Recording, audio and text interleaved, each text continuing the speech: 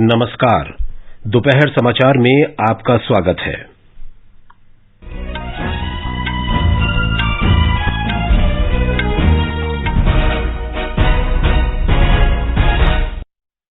राष्ट्रपति द्रौपदी मुर्मू ने जल संरक्षण में महिलाओं की निस्वार्थ सेवा और स्वच्छता संबंधी उपलब्धियों की सराहना की।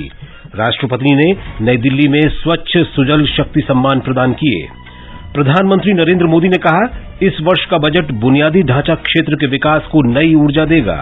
प्रधानमंत्री ने अवसंरचना और निवेश व्यवस्थागत दक्षता संवर्धन विषय पर वेबिनार को संबोधित किया। युवा कार्यक्रम और खेल मंत्री अनुराग सिंह ठाकुर ने पंजाब के रोपड़ से युवा उत्सव भारत एट 2047 का शुभारंभ किया। 6 अंकों के कोड के बिना हॉलमार्क वाले सोने के आभूषणों की बिक्री अगले महीने से प्रतिबंधित कर दी जाएगी और महिला प्रीमियर लीग क्रिकेट का पहला संस्करण आज शाम को मुंबई में शुरू होगा।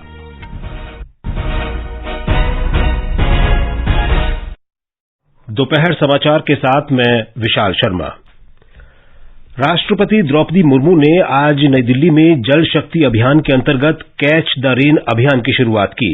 इसका उद्देश्य पेयजल के स्रोतों को टिकाऊ बनाए रखना है। राष्ट्रपति मुर्मू ने कहा कि जल संरक्षण और प्रबंधन भारत के लिए सर्वाधिक महत्वपूर्ण मुद्दे हैं, क्योंकि भारत में जल संसाधन केवल 4% हैं। हम पानी की आपूर्ति के लिए परंपरागत माध्यम से ज्यादा स्वास्थ्यगत माध्यम पर निर्भर हो गए हैं, लेकिन सस्टेनेबल वाटर सप्लाई के लिए आधुनिक तकनीकों का उपयोग करने के साथ साथ जल प्रबंधन और जल संचय के परंपरागत तरीके को पुनर्जीवित करना भी समय की मांग है। कुछ वर्ष पहले तो गुजरात के सौराष्ट्र और कच्छ के क्षेत्रों में भी जल की कमी होना आम बात थी। गुजरात सरकार की सुजलाम सुफलाम योजना ने जल प्रबंधन का एक अनुकरणीय उदाहरण प्रस्तुत किया है। स्वच्छ सुजल भारत के निर्माण के लिए जल संरक्षण के क्षेत्र में सक्रिय महिलाओं को सम्मानित करने के लिए राष्ट्रपति ने आज नई दिल्ली में स्वच्छ सुजल शक्ति सम्मान प्रदान किए। ये पुरस्कार स्वच्छ भारत मिशन ग्रामीण, जल जीवन मिशन और राष्ट्रीय जल मिशन की अलग अलग श्रेणियों में प्रदान किए गए। इस अवसर पर राष्ट्रपति मुर्मू ने जल शक्ति से नारी शक्ति विषय पर एक वीडियो और एक स्मारक टिकट भी जारी किया। उन्होंने स्वच्छ सुजल शक्ति की अभिव्यक्ति भी जारी की, जिसमें स्वच्छ भारत मिशन ग्रामीण, जल जीवन मिशन और राष्ट्रीय जल मिशन से जुड़े महत्वपूर्ण संदर्भ हैं। कार्यक्रम में जल शक्ति मंत्री गजेंद्र सिंह शेखावत ने कहा कि प्रधानमंत्री नरेंद्र मोदी के दूरदर्शी नेतृत्व के कारण भारत ने जल शक्ति अभियान में असाधारण सफलता प्राप्त की है। प्रधानमंत्री नरेंद्र मोदी ने कहा है कि इस वर्ष पेश किए गए बजट से देश में बुनियादी ढांचा क्षेत्र की विकास दर तेज होगी। उन्होंने कहा कि बुनियादी ढांचे का विकास किसी भी देश की प्रगति का एक महत्वपूर्ण आधार स्तंभ होता है। श्री मोदी ने आज प्रधानमंत्री गतिशक्ति राष्ट्रीय मास्टर प्लान के अंतर्गत अवसंरचना और निवेश व्यवस्थागत दक्षता संवर्धन विषय पर आयोजित वेबिनार में ये बात कही। उन्होंने कहा कि सरकार ने बुनियादी ढांचा विकास के लिए आगामी वर्षों में 110 लाख करोड़ रुपए के निवेश का लक्ष्य रखा है। हमारा कैपेक्स साल 2013-14 की तुलना में 5 गुना अधिक हो गया है। नेशनल इंफ्रास्ट्रक्चर पाइपलाइन के तहत सरकार आने वाले समय में 110 लाख करोड़ रुपए इन्वेस्ट करने का लक्ष्य लेकर चल रही है। ऐसे में प्रत्येक स्टेक होल्डर के लिए ये नए दायित्व का, नई संभावनाओं का और साहसपूर्ण निर्णय का समय है। प्रधानमंत्री ने कहा कि आज राष्ट्रीय राजमार्गों के निर्माण की गति वर्ष 2014 से पहले की तुलना में लगभग दोगुनी है। श्री मोदी ने कहा कि गतिशक्ति राष्ट्रीय मास्टर प्लान से देश के बुनियादी ढांचे और उससे जुड़ी व्यवस्था को नई गति मिलेगी। उन्होंने ये भी कहा कि ये आर्थिक और बुनियादी ढांचा आयोजना और विकास को परस्पर जोड़ने का एक महत्वपूर्ण साधन है। अब हमें टॉप गियर में चलना है और इसमें PM Gati Shakti national master plan की बहुत बड़ी भूमिका है। भारत के इंफ्रास्ट्रक्चर का, भारत के मल्टी मॉडल लॉजिस्टिक्स का कायाकल्प करने जा रहा है। ये इकोनॉमी और इंफ्रास्ट्रक्चर प्लानिंग को, डेवलपमेंट को एक प्रकार से इंटीग्रेट करने का एक बहुत बड़ा टूल है। श्री मोदी ने कहा कि इस वर्ष प्रस्तुत बजट में 100 महत्वपूर्ण परियोजनाओं को प्राथमिकता दी गई है और 75,000 करोड़ रुपए आवंटित किए गए हैं। पीएम गति शक्ति नेशनल मास्टर प्लान के परिणाम भी आज आने शुरू हो गए हैं। हमने उन गैप्स की पहचान की है जो हमारी लॉजिस्टिक एफिशिएंसी को प्रभावित करते हैं। इसलिए इस वर्ष के बजट में 100 क्रिटिकल प्रोजेक्ट्स को प्राथमिकता दी गई है और उसके लिए 75,000 करोड़ रुपए का प्रावधान किया है।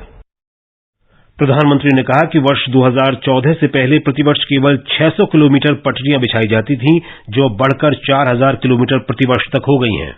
नेशनल हाईवे का एवरेज एन्युअल कंस्ट्रक्शन 2014 से पहले की तुलना में लगभग 2 गुना हो चुका है। उसी प्रकार से हर साल 600 रूट किलोमीटर रेल लाइन का इलेक्ट्रिफिकेशन होता था। आज ये लगभग 4,000 रूट किलोमीटर तक पहुंच रहा है।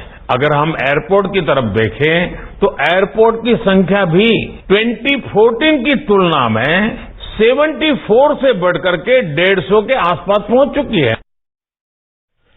श्री मोदी ने कहा कि किसी भी देश की अर्थव्यवस्था का विकास बुनियादी ढांचे के विकास से ही होता है और इसी अवधारणा को कार्य रूप देकर भारत 2047 तक विकसित देश बनने का लक्ष्य प्राप्त कर लेगा। लोकसभा अध्यक्ष ओम बिरला और सूक्ष्म लघु और मध्यम उद्यम मंत्री नारायण राणे ने आज राजस्थान के कोटा में औद्योगिक मेले तथा प्रदर्शनी का उद्घाटन किया। इसमें देश भर के 3,000 से अधिक सूक्ष्म लघु और मध्यम उद्यमी हिस्सा ले रहे हैं। इनमें इंजीनियरिंग, स्टार्टअप, खादी और ग्रामोद्योग, कृषि और खाद्य प्रसंस्करण, विदेशी निर्यात और कर बोर्ड शामिल हैं। इस मेले का आयोजन लोकसभा अध्यक्ष श्री ओम बिरला की पहल पर हो रहा है। ये समाचार हमारी वेबसाइट newsonair.com/hindi और हमारे mobile app news on AIR पर भी उपलब्ध हैं। दोपहर समाचार में आपका फिर स्वागत है। युवा कार्यक्रम और खेल मंत्री अनुराग ठाकुर ने आज पंजाब के रोपड़ में युवा उत्सव भारत एट 2047 का शुभारंभ किया। उन्होंने युवा उत्सव के डैशबोर्ड की शुरुआत भी की।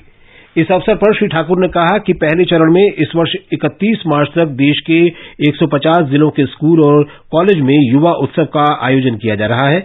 उन्होंने कहा कि भारत लोकतंत्र की जननी है और इसके पास सबसे बड़ी युवा शक्ति है। एक संकल्प लेने का समय आया है कि इस अमृत काल से स्वर्णिम काल की ओर ले जाने के लिए अगर सबसे बड़ा योगदान देश में किसी का हो सकता है तो भारत के युवाओं का हो सकता है। इसलिए युवा उत्सव की शुरुआत की गई। जब मैं भारत के युवाओं की बात करता हूं तो एक छोटी मोटी संख्या नहीं है। आज 140 करोड़ भारतीयों में 100 करोड़ 35 वर्ष की आयु से कम है। जो दुनिया भर में सबसे बड़ी युवा आबादी कहीं पर है तो हमारे भारत के अंदर। श्री ठाकुर ने कहा कि जन भागीदारी में युवा शक्ति से बड़ी उम्मीदें हैं। युवा कार्यक्रम और खेल मंत्रालय का नेहरू युवा केंद्र संगठन देश के सभी जिलों में युवा उत्सव का आयोजन कर रहा है। यह आयोजन इस वर्ष मार्च से जून महीने तक जारी रहेगा। विधि और न्याय मंत्री किरेन रिजिजू ने कहा है कि देश की अदालतों में जल्द ही कागज का उपयोग बंद हो जाएगा। ओडिशा की राजधानी भुवनेश्वर में आज पूर्वी राज्यों के काउंसिलों के पहले सम्मेलन के उद्घाटन भाषण में उन्होंने कहा कि पूरा अदालती कामकाज ऑनलाइन करने के लिए ई न्यायालय परियोजना के तीसरे चरण पर काम पहले ही शुरू हो चुका है। उन्होंने कहा कि इससे उच्च न्यायालय की पीठ स्थापित करने को लेकर देश भर से हो रही मांग भी पूरी हो जाएगी। श्री किरेन रिजिजू ने निचली अदालतों और उच्च न्यायालयों में फैसले स्थानीय भाषा में देने की व्यवस्था शुरू करने पर बल दिया। सरकार ने 1 अप्रैल से हॉलमार्क वाले ऐसे स्वर्ण आभूषणों और स्वर्ण कलाकृतियों की बिक्री पर प्रतिबंध लगाने का निर्णय लिया है जिन पर 6 अंक का कोड नहीं होता। उपभोक्ता मामले, खाद्य और सार्वजनिक वितरण मंत्रालय के अनुसार ये निर्णय छोटे विक्रेताओं के स्तर पर भी गुणवत्ता को बनाए रखने के लिए लिया गया है। वाणिज्य और उद्योग मंत्री पीयूष गोयल की अध्यक्षता में कल भारतीय मानक ब्यूरो की समीक्षा बैठक के बाद ये निर्णय लिया गया। उपभोक्ता कार्य विभाग में अपर सचिव निधि खरे ने मीडिया को इस निर्णय की जानकारी दी। 31 मार्च 2023 के बाद जो 4 डिजिट का HUID हॉलमार्क के रूप में यूज हो रहा था ज्वेलरी में, अब उसको बिक्री नहीं किया जा सकेगा और जो 6 डिजिट का अल्फा न्यूमेरिक नंबर है उसके साथ हॉलमार्क ज्वेलरी बेची जा सकेगी।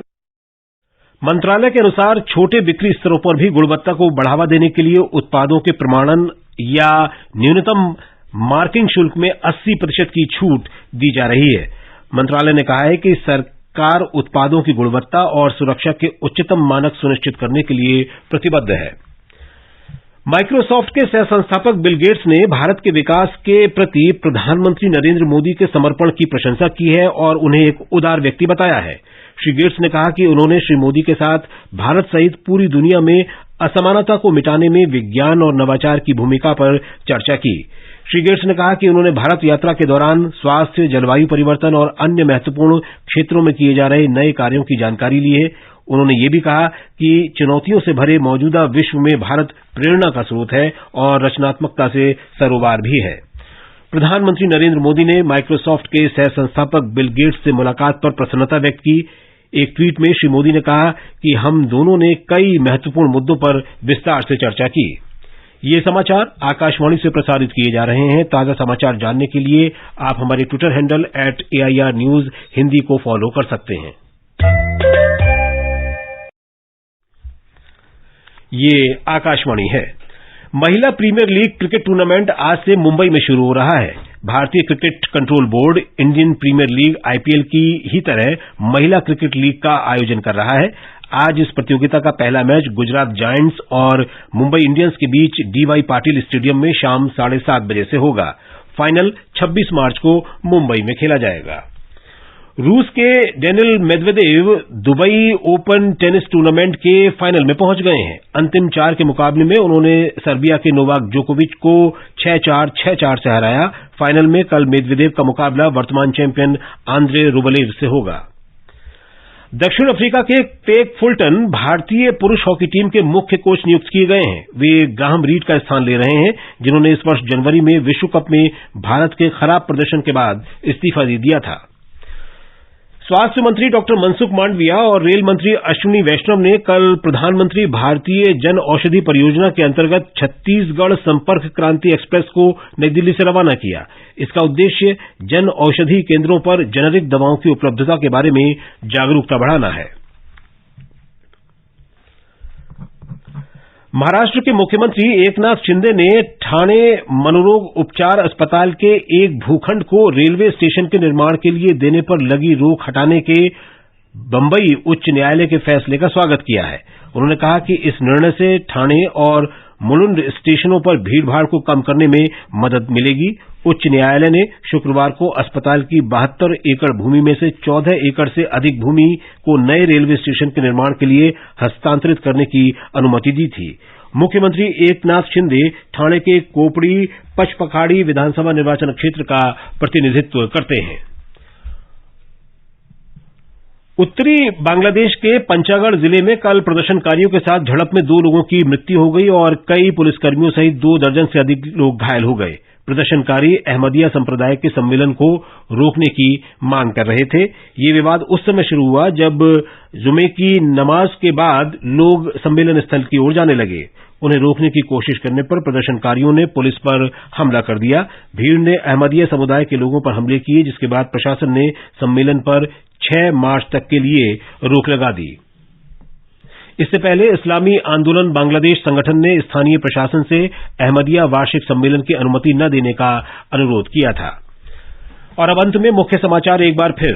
राष्ट्रपति द्रौपदी मुर्मू ने जल संरक्षण में महिलाओं की निस्वार्थ सेवा और स्वच्छता संबंधी उपलब्धियों की सराहना की। राष्ट्रपति ने नई दिल्ली में स्वच्छ सुजल शक्ति सम्मान प्रदान किए। प्रधानमंत्री नरेंद्र मोदी ने कहा, इस वर्ष का बजट बुनियादी ढांचा क्षेत्र के विकास को नई ऊर्जा देगा।